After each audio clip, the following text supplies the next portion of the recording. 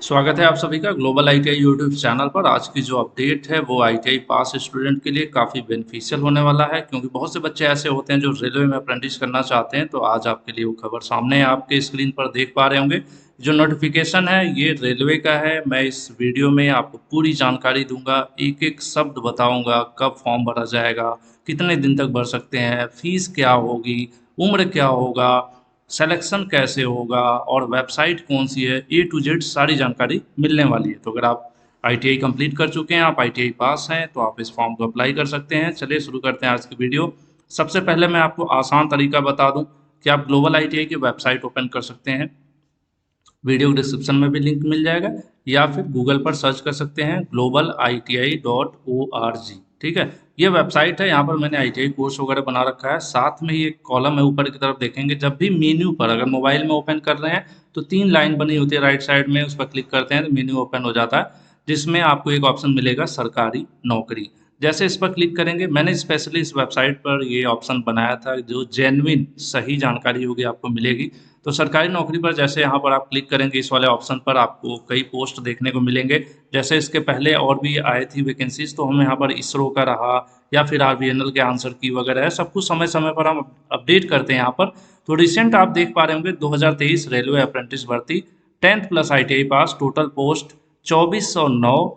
आवेदन NCVT SCVT दोनों लोग कर सकते हैं, डायरेक्ट भर्ती है। इसके ऊपर जैसे आप क्लिक करोगे पूरा ओपन हो जाएगा आपके सामने पोस्ट। पोस्ट यहाँ है आपके सामने, यहाँ पर मैंने उसको शॉर्ट में लिख दिया है। पीडीएफ काफ़ी बड़ा है, मैं पीडीएफ में भी आपको बताऊंगा चीज़ें, लेकिन शॉर्टकट में अगर आपको जानना है तो डायरेक्ट ग्लोबल आईटीआई की वेबसाइट ओपन कर सकते हैं। यहाँ पर सारी डेट, उम्र, फीस सब कुछ मैंने अलग से दे दिया, प्लस डायरेक्ट लिंक भी दे दिया है। जहाँ पर जैसे मैंने शुरू में देखा जाए, यहाँ पर आज की डेट से ये यानी कि 29 अगस्त से फॉर्म शुरू हो रहा है, 28 सितंबर लास्ट डेट है शाम 5 बजे तक। फीस जनरल ओबीसी के बच्चों के लिए 100 रुपये है, अन्य बच्चों के लिए 0 है। उसके अलावा बात किया जाए, उम्र आपकी कम से कम 15 वर्ष होनी चाहिए, अधिकतम 24 होनी चाहिए। उसके अलावा आपको छूट भी मिलती है, जो आप कैटेगरी जिस कैटेगरी में आएंगे उस हिसाब से आपको छूट भी मिलती है। और जो आयु है वो किस दिन जोड़ी जाएगी, तो वो जोड़ी जाएगी 29 अगस्त 2023 तक। 29 अगस्त 2023 तक आप क्या होने चाहिए, कम से कम 15 वर्ष के, अधिकतम 24 वर्ष के होने चाहिए। उसके बाद आईटीआई आप एनसीवीटी या एससीवीटी हैं, दोनों लोग इसको कर सकते हैं अप्लाई। 7,000 रुपये पर मंथ इसमें पैसे मिलने वाले हैं। उसके अलावा मेरिट जो है वो 10वीं में जो आपने नंबर पाया है हाई स्कूल 10th में, उसके साथ आईटीआई के नंबर को ये जोड़ेंगे और एवरेज वगैरह निकाल कर एक मेरिट तैयार करेंगे। कई जगहों पर बस आईटीआई बेसिस पर होता है मेरिट, कई जगहों पर सिर्फ हाई स्कूल पर होता है, लेकिन यह अच्छी बात है कि दोनों को शामिल करके बना रहा है। उसके बाद ये वेबसाइट है ऑफिशियल rrccr.com, जहाँ पर आप जाकर सारी जानकारी ले सकते हैं। और डायरेक्ट आप नोटिफिकेशन जो पीडीएफ है इस पर क्लिक करेंगे तो इससे डाउनलोड कर सकते हैं। और फॉर्म अप्लाई करने के लिए नीचे मैंने लिंक दे दिया, अप्लाई करने के लिए यहाँ क्लिक करें, इसके ऊपर क्लिक करके कर सकते हैं। तो ये तो हो गया शॉर्टकट ग्लोबल आईटीआई पर जो मौजूद है। फिलहाल हम एक बार नोटिफिकेशन में क्लियरली आपको यहाँ पर बता दें कि ये अप्रेंटिस की भर्ती है।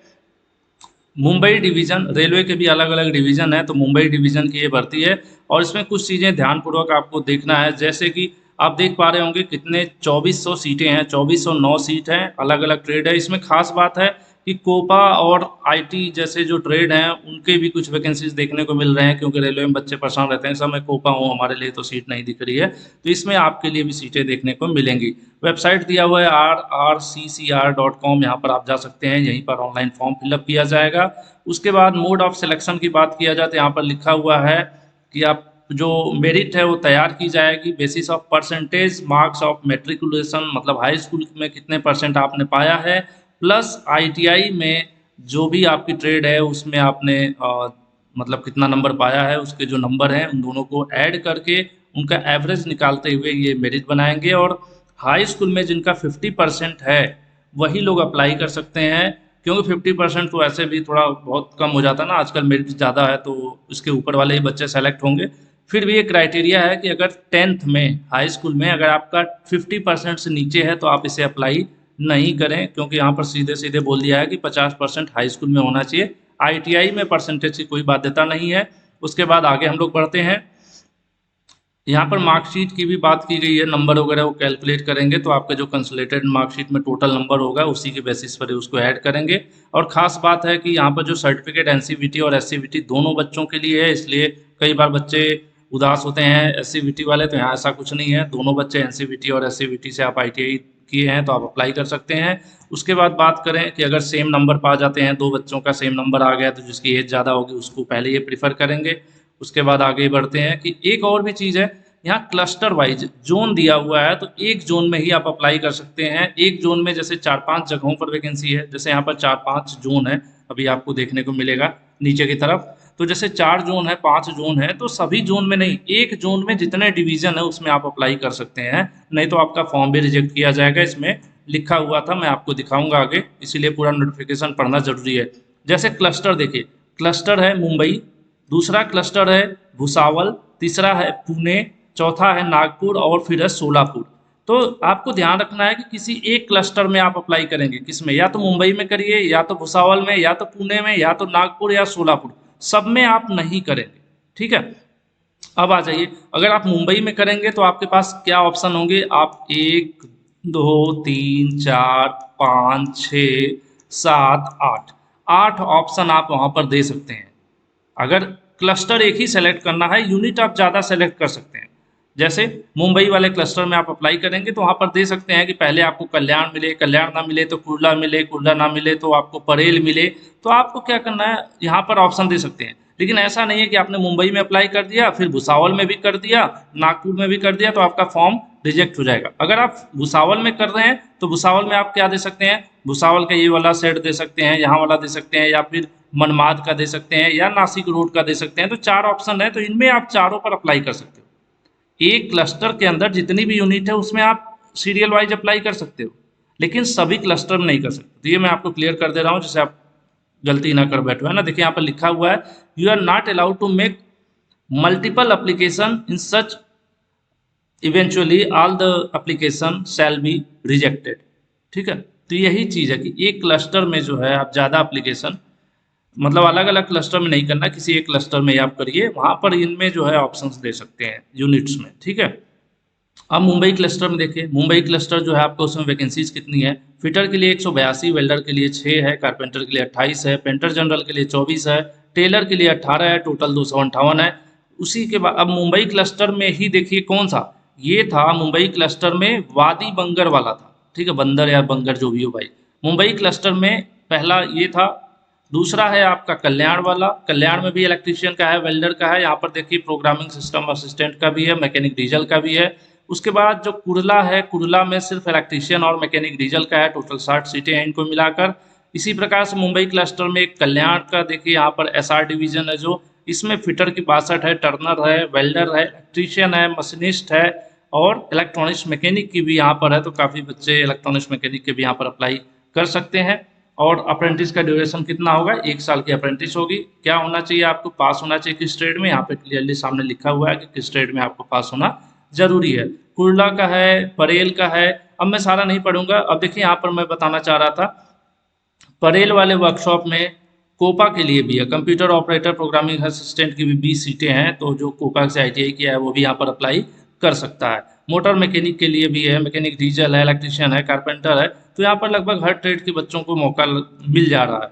तो ये आप इसको पूरा देख सकते हैं डाउनलोड करके, क्योंकि मैं पूरा रीड करूंगा तो काफ़ी समय लगेगा, तो इसको मैं फास्ट फॉरवर्ड कर दे रहा हूँ। पीडीएफ आप ग्लोबल आईटीआई का टेलीग्राम ग्रुप भी ज्वाइन कर लीजिए, वहाँ पर भी मैं शेयर कर दूंगा।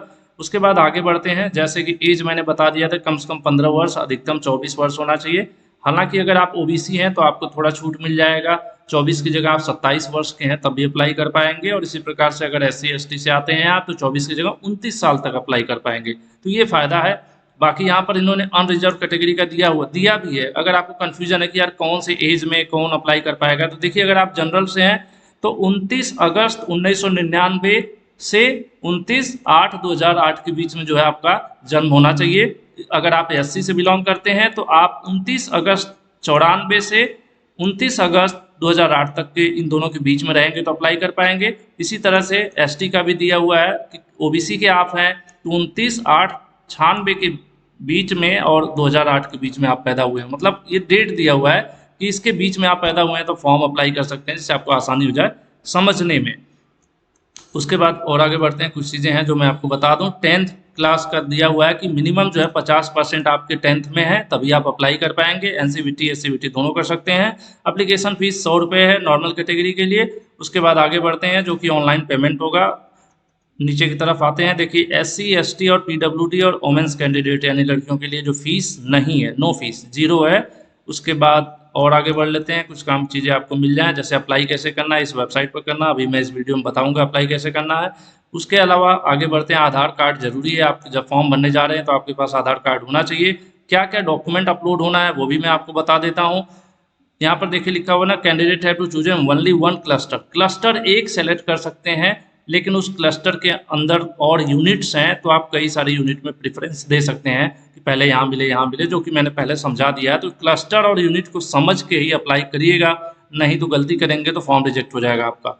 फोटो आपकी कितनी होनी चाहिए वो यहाँ पर साइज दिया हुआ है, इसमें चश्मा और कैप नहीं लगी होनी चाहिए। सिग्नेचर आपका स्कैन किया हुआ होना चाहिए। और अपलोड क्या क्या होगा, डॉक्यूमेंट टू बी अपलोडेड, क्या क्या अपलोड करना है। 10वीं की मार्कशीट करना है, उसके ये दोनों में मतलब 10वीं की मार्कशीट हो जाएगा, ये दोनों पॉइंट का एक ही मतलब है। उसके बाद आपकी आईटीआई की कंसोलिडेटेड मार्कशीट अपलोड होगी, ऑल सेमेस्टर की जो एक साथ होती है, ऑल ईयर वाली एक साथ होती है, वो अपलोड होगी। उसके बाद आपका एनसीवीटी का जो सनद या सर्टिफिकेट होता है एनसीवीटी एससीवीटी का, वो अपलोड होगा। आपकी कैटेगरी जो है जनरल, एससी एसटी ओबीसी, जो भी जनरल का तो नहीं है, एससी एसटी ओबीसी का जो सर्टिफिकेट होता है वो सेंट्रल वाला होना चाहिए, इंडिया गवर्नमेंट वाला, वो आपको यहाँ पर अपलोड करना होगा।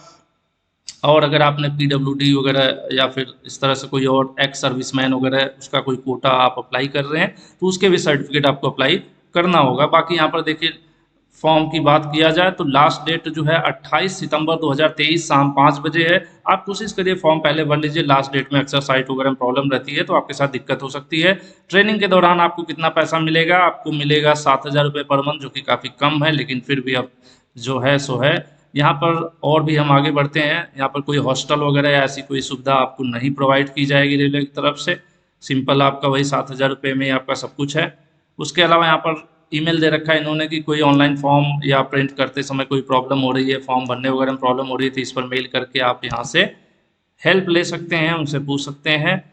ये चीज़ें मेनली हो गई। उसके बाद नीचे की तरफ आप आएंगे तो यहाँ पर दिया हुआ है कि अगर आपको कहीं भी आपका एक जगह सिलेक्शन हो जाता है तो आप ऐसा नहीं कर सकते कि मैं भुसावल से आपका चेंज करा के नासिक करा लूँ यार, अलग अलग लोकेशन वगैरह में बदलाव नहीं हो सकता। जहाँ आपका सिलेक्शन हो जाएगा वही आपका फाइनल हो जाएगा, कोई एग्जाम नहीं है, मेरिट बेसिस पर होगा। ये सर्टिफिकेट का फॉर्मेट है, क्लियरली लिखा हुआ है कि गवर्नमेंट ऑफ इंडिया वाला चलेगा, स्टेट गवर्नमेंट वाला नहीं होगा, भारत सरकार का आपका होना चाहिए। इसी प्रकार से ओबीसी का भी लिखा हुआ है कि गवर्नमेंट ऑफ इंडिया भारत सरकार वाला जो सर्टिफिकेट होता है वो होना चाहिए। तो इसी कुछ चीज़ें और भी दे रखी हैं। तो ये सब सर्टिफिकेट अगर आप किसी कैटेगरी में आते हैं तो जैसे आप फिजिकली डिसेबल हैं, कोई प्रॉब्लम है, तो उसके लिए आपको अपना सर्टिफिकेट देना पड़ेगा प्रूफ के तौर पे कि आपको कितना प्रॉब्लम है, किस में प्रॉब्लम है, किसी को आँख कान या किसी अन्य प्रकार की प्रॉब्लम होती है तो वो सब सर्टिफिकेट भी देने हैं। तो मैंने पूरा समराइज कर दिया है। उसके बाद भी कोई कन्फ्यूजन हो तो वीडियो को एक बार दोबारा से रिपीट करके देख लीजिएगा।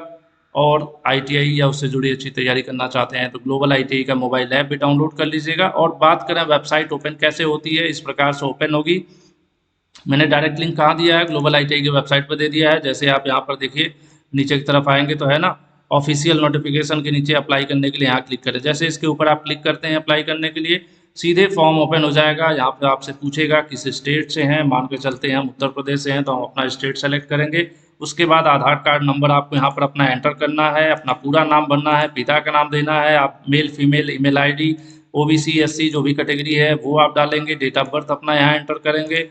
उसके बाद आपकी एज कितना अपने आप ये कैलकुलेट कर देगा।